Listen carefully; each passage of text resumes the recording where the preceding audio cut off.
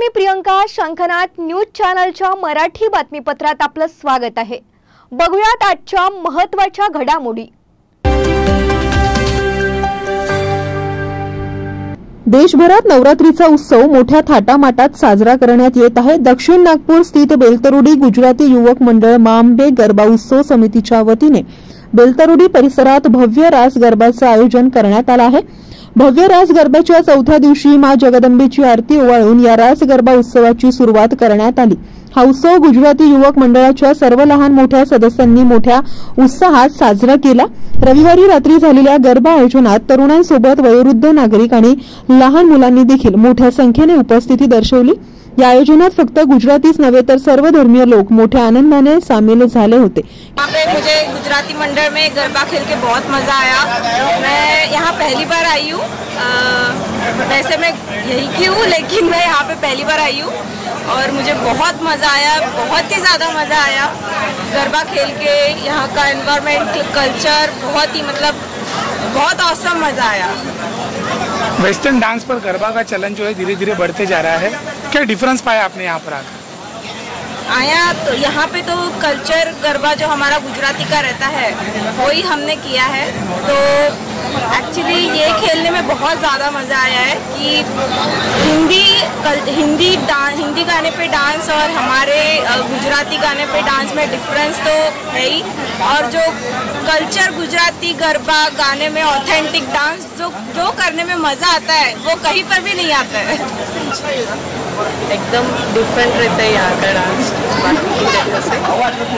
बहुत अच्छा लगता है. मैं 2-3 साल से आ रही हूँ तो एकदम बढ़िया लगता है. ये रियल वाला है तो एकदम डिफरेंट. ये अच्छा लगता है मुझे बाकी की जगहों से. लेकिन अल्टीमेट पूरी आती है. ऐसे लगता है गुजरात में आ गए. बहुत सुंदर कल्चर एकदम झलक के दिख रहा था और यहाँ पे लोगों के अटायर देख के और मज़ा आ रहा था. टिपिकल गुजराती लोग समझ में आ रहे थे और गरबा भी बहुत सुंदर. काफ़ी डिफरेंस है और बहुत अमेजिंग है. मज़ा आला. गुजराती समाजाच्या गरब्यात येऊन खूप छान वाटलं कारण यांनी आपल्या संस्कृतीला आणि कल्चरला खूप चांगल्या तऱ्हेने जपून ठेवलेलं आहे आणि ते खूप दुर्मिळ आहे. तर ते आपल्याला बघायला मिळत नाही. पण जेव्हा आपण अशा म्हणजे कल्चरल वातावरणात येतो तर तिथे येऊन आपल्याला म्हणजे त्या कल्चरची काय महत्त्व आहे किंवा त्या लोक कसे आहेत, तिथली हॉस्पिटॅलिटी कशी आहे ते आपल्याला कळतं. त्यामुळे गरब्यामध्ये येणं, तेही कल्चरल गरब्यामध्ये येणं हे खूप छान अनुभव आहे. मी इथे 2 वर्षापासून येते आहे आणि इथले लोक खूपच छान हॉस्पिटेबल आहेत, म्हणजे वेलकमिंग आहेत आणि ते लोक आपल्याला शिकवतात. पण वेस्टर्न डान्स जो आहे तो खरंच सांगायचं तर आपली संस्कृती नाही आहे.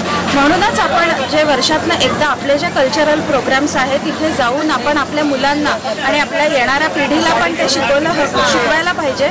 आणि डेफिनेटली हे जे प्लॅटफॉर्म आहे किंवा हे जे ऑर्गनाइज करतो आहे ते डेफिनेटली एक खूप चांगली पद्धत आहे की आपण आपल्या पिढीला पण ते चांगल्याने शिकवू शकू. वेस्टर्न डान्स तर ते कुठेही शिकू शकतात पण जी आपली संस्कृती आहे ती त्यांना कुठेच कशी शिकायला मिळणार. सर्वात मोठा डिफरन्स आहे की पहिले तर माझी वाईफ गुजराती आहे आणि मी मराठी आहे. पण आम्ही इथे येतो बऱ्याच वर्षांपासून येतो आहे आणि मी बाहेरही गेलेलो आहे. मोठ्या मोठ्या गरब्यांमध्ये रास वगैरे भरपूर झाली. पण इथे ॲक्च्युली आणि इथे ते डिफरन्स आहे की तिथे फक्त बॉलिवूड गरबा होतो. ती भक्ती नाही आहे. ते फक्त एक टाईमपास आहे, मस्ती मजा आहे. इथे ॲक्च्युअलमध्ये जी होते ती भक्ती होते. म्हणजे एक गुजराती कल्चर जे आहे, garba is mostly comes from Gujarat. तर इथे ॲक्च्युली ही जे देवीची आरती असते, जी भक्ती असते ही होते. तिथे टाईमपास होतो म्हणून आम्ही बाहेर जात नाही. आणि इथे ॲक्च्युअलमध्ये आम्हाला बघायला मिळते की काय असतो गुजराती कल्चर. मी तर मराठी आहे, माझ्या वाईफमुळे मी या कल्चरला इंट्रोड्यूस झालो आणि ब्युटिफुल कल्चर आहे गुजरात. कॅमेरामॅन सचिन सह सनी भोंगाडे, शंखनाद न्यूज, नागपूर.